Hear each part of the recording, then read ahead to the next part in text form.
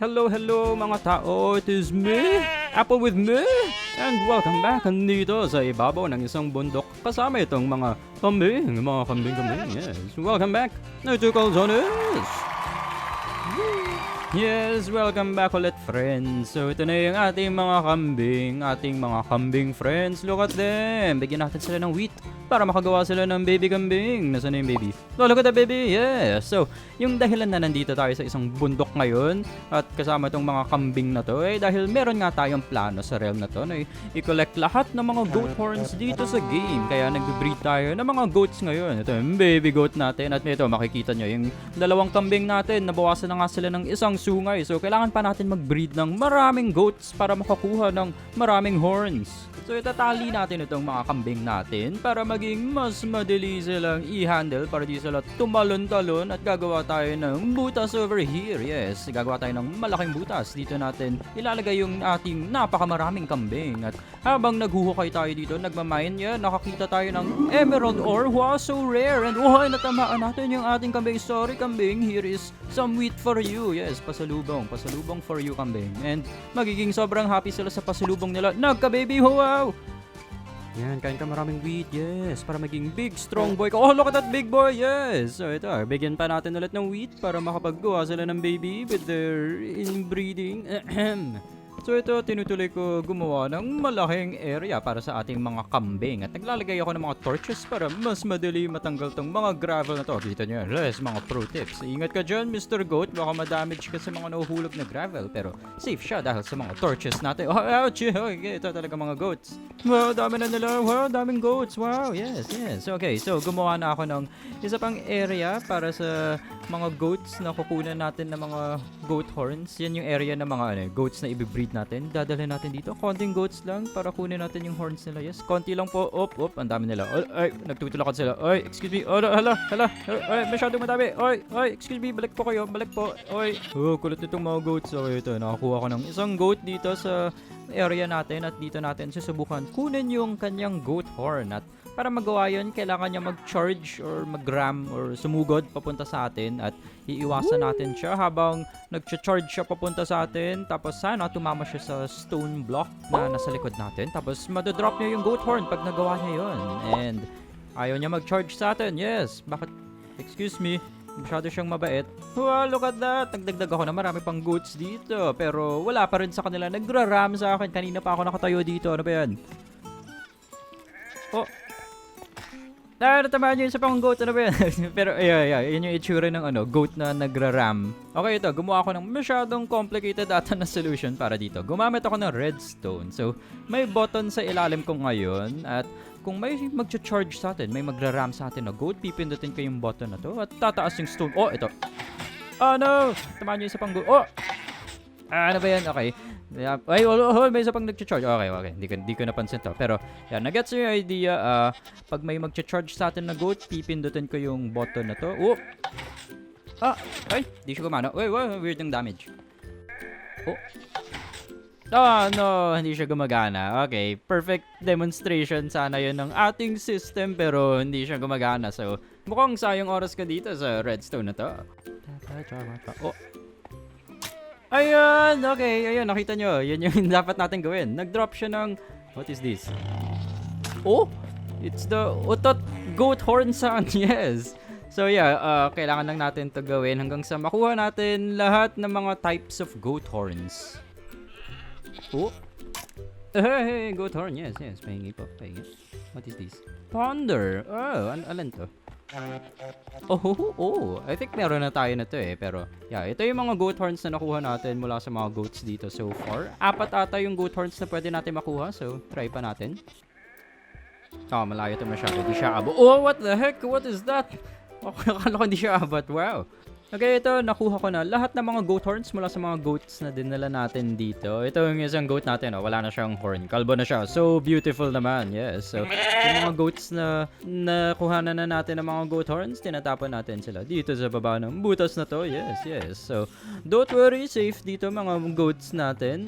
We love animals dito sa realm natin. So, ito, yung goat na yan, may naman siya dito. May exit siya dito, palabas, papunta sa gubat, yes. So, Ito yung, wait, nasaan na yun? Ito yung collection natin ng mga goat horns. So, ito yung 4 na kind. Si Ponder, si Feel, si Seek, pati si Sing, yeah. So, yun yung 4 na types ng goat horns na pwede makuha mula dito sa mga normal goats. Pero hindi pa kompleto yung collection natin dahil kailangan pa natin yung mga goat horns mula sa mga screaming goats, mga mas special na goat dahil mas mas aggressive at mas maingay. Kaya, ito, nagbe-breed tayo ng maraming goats ngayon dahil sinasabi ng mga tao na pwede daw tayo makakuha ng screaming goat, small chance makabreed ng screaming goat mula dito sa mga normal goats. So, sana hindi tayo masyadong matagalan dito. Matagal na oras later.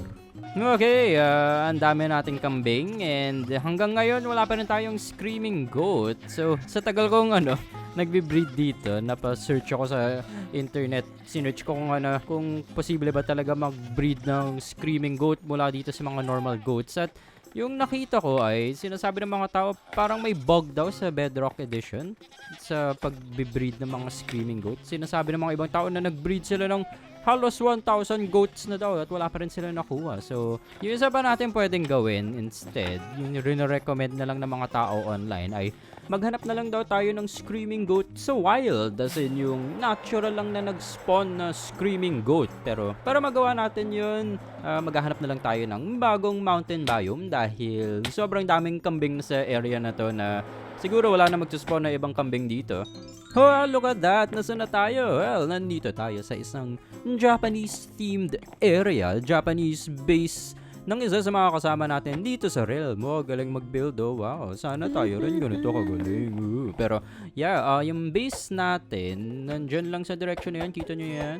So, kakasimula ko lang lumipad, papunta sana sa isa pang mountain biome na alam ko. At habang lumilipad ako, may nakita ako dito sa area na to. Some weird blocks, very bright colors. So, yun, nakita nyo yan? Yun, nasa baba. Ito, parang reddish terracotta. At importante itong mga random terracotta blocks dahil posible na may trail ruins sa ilalim nila. So, hindi ako sigurado kung linagay lang ng mga kasama natin sa realm yung random terracotta blocks na yan dun. Pero, i-explore natin yun mamaya kasama si Apple with you.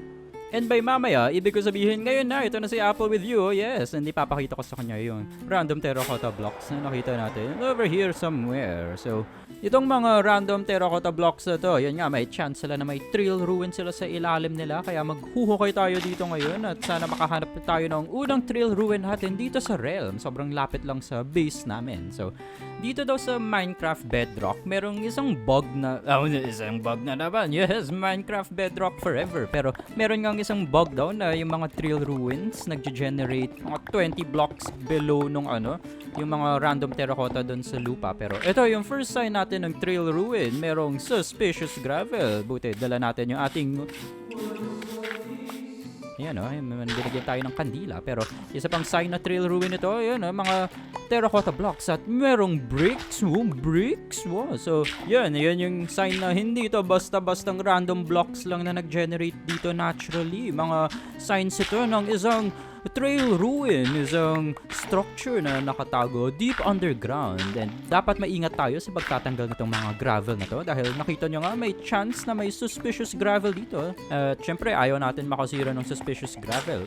Oh wow, sakto na sinabi ko yun. Nakasira si Apple with you ng isang suspicious gravel. Yun yung parang nabasag na sound na yun. So medyo nakakalito talaga yung mga suspicious gravel na to Sobrang kamukha nila yung normal gravel. Ito isang suspicious gravel. Isang example, di ba? Sobrang kamukha nila normal gravel So, kailangan maingat tayo kasi meron mga treasures. Oh! Yung music disc! Yung bagong music disc ba? Nagko-collect tayo ng music discs dito sa realm na to. Gusto natin makuha lahat ng mga music discs. At itong music disc na to, bago siya at dito lang siya mahahanap sa mga trail ruins. So, yeah, dapat maingat tayo dito sa mga suspicious gravel tulad nito. Dahil may chance siya magbigay ng music disc or ng armor trim or ito rin, mga pottery shards na nahahanap dito lang sa mga trail ruins. So, actually, ito lang yung ginagawa talaga dito sa mga trail ruins Naghuhukay tayo slowly and carefully para maka-reveal ng mga hidden treasures sa mga suspicious gravel at slowly din marireveal yung buong structure nitong mga trail ruins. So para talaga tayo mga archaeologists. Okay, ito. So, para makita nyo talaga kung gaano kalaki itong mga trail ruins, kita nyo itong parang kwarto na to. Well, isang section pa lang ito ng buong trail ruin. May mga iba pang sections dito na nakatago na kailangan pa namin hukayin. So, marami talagang pwede ma-discover dito at medyo magtatagal kayo dito dahil maraming ang mga gravel na iisa-isahin nyo kung gusto nyo talaga mahanap lahat ng mga treasures. So wala atang backstory or lore dito sa mga... Oops! Nakasira ako ng suspicious gravel. Nakakalito talaga itong mga to eh. Medyo madilim pa nga dito eh. Siguro dapat magano tayo eh, night vision potion para mas madali makita itong mga suspicious gravel na madalas puro basura lang binibigay. Pero yeah, yung backstory ng mga trail ruins hindi ata in-explain ng ni Mojang. So i-imagine nyo na lang mga sinaunang tao na tumira dito, mga ilang taon, mga thousands of years ago, and nadidiscover natin yung parang remains ng civilization nila ngayon. At ito, kita nyo, ang laki na ng mga areas na na-uncover namin. Tapos medyo hinuhula din namin yung mga kwento dito sa mga kwarto na nahahanap namin dahil may mga konting clues tulad nitong kwarto na may loom, baka dito nagtatrabaho yung mga mananahin ng mga tao dito, or itong kwarto na to na may smithing table at mga furnace at blast furnace, baka dito nagtatrabaho mga blacksmith ng mga sinaunang tao noon. Wow, look at that! Mukhang nakahanap tayo ng armor trim dito finally. Si Apple with You, kanina pa daw siya nakakahanap ng mga armor trims eh. At ito yung loot na nakukuha natin mula dito sa mga mga trail ruins. Medyo marami tayong basura pero well, puro basura talaga except yung armor trims, music discs, and mga shirts kung interested kayo doon. So yeah, ito na yung buong trail ruin na uncover na namin lahat ata.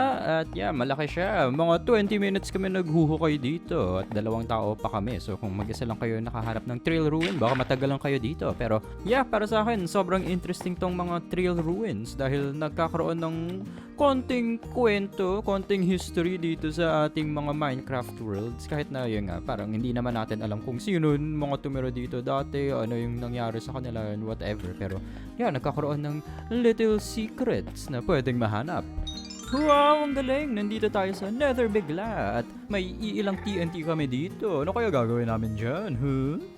Well, obvious naman siguro kung ano gagawin namin. Papasabugin namin yung Nether para makakuha ng ancient debris at makakuha na rin ng full netherite gear dahil hanggang ngayon di pa rin kami full netherite armor at ito, meron pa akong diamond tools. So, oras na para magkaroon ng super pro gamer gear, super endgame gear na. So, yeah, ito, linalagay ko lang in a straight line itong mga TNT ko sa aking tunnel. Si Apple with You, meron rin siyang sarili niyang tunnel and sabay namin, lumipad yung isang TNT doon. Ito na pala yung dulo ng aking tunnel at ito si Apple with You. Ito yung tunnel niya over here. Naglalagay pa siya ng TNT niya dito. And yeah, sabay namin papasabugan yung aming mga tunnels.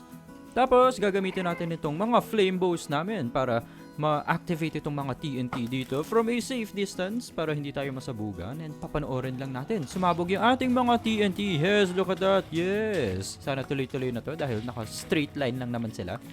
Wow, hanggang dito lang. Very good, very good. Ito, gamitin natin yung bow natin ulit para ma-activate yung TNT. And nakahanda pala yung ating mga materials dito para mas madali yung paghahanap ng mga ancient debris. Gagamit tayo ng night vision potion ngayon para mas madali makakita dito sa mga areas na pinasabog natin. So, meron ba? May ancient debris ba dyan? May mga ancient debris? Ancient baby?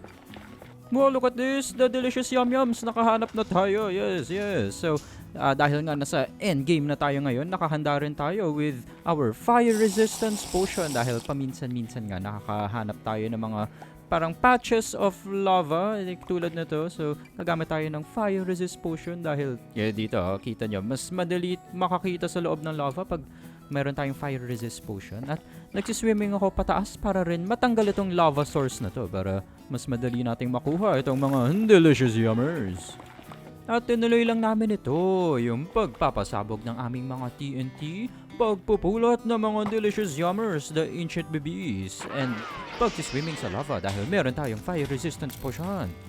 At nung naubusan na kami ng TNT, bumalik na kami dito sa base. At ako, nakakuha ako ng 53 ancient debris in total. Si Apple with You, nakakuha daw siya ng 48. So, ewan ko kung ano total nun. Kayo na lang mag-math nun, yes. And out of, mga 4.5 stacks ng TNT yung ginamit namin. So, swerte ba kami or malas? Ewan ko eh. Pero yeah, meron pa tayong nakatago dito na konting ancient debris at netherite scrap and netherite ingots. Yes! Ay, di ko pa pala napapakita sa inyo eh. So kung bagong build dyan, hindi pa siya tapos. Pero ano yan? Simple lava bucket farm. Yes, yan yung magiging fuel natin para sa mga iba't ibang stuff. Pati na rin yung fuel natin para maluto sa furnace yung bago nating mga ancient debris. What is that? Lumipad tayo randomly. Ano yun? So yeah. Ay, ito. Check natin yung ating mga sniffy boys. Yes, yes. Hello, hello big boys. Yes. Nagda-drop sila ng torch flower seeds. And actually, pwede na tayo mag-breed na tong mga sniffers. Si Apple with You, meron daw siyang 2 torch flower seeds. So, susubukan niya i-breed sila. Bigyan niya lang ng tig-isang torch flower seed yung mga sniffers dito. And actually, di ako sigurado kung i-drop nila yung itlog or kung para sila sa mga turtle eggs na nakalatag sila sa ibabaw ng lupa. Pero, may nag-drop ba? Wala namang sniffer egg. Excuse me? Wala silang binigay?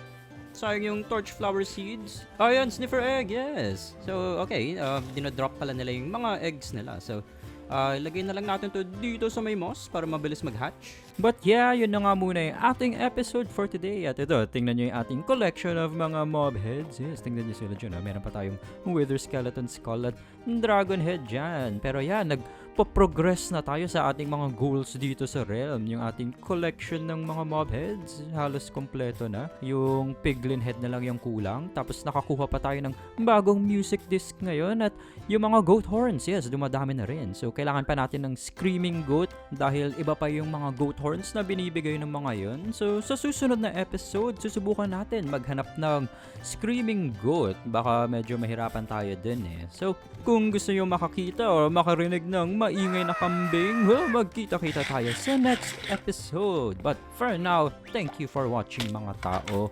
And have a great day. See you sa next one. Goodbye.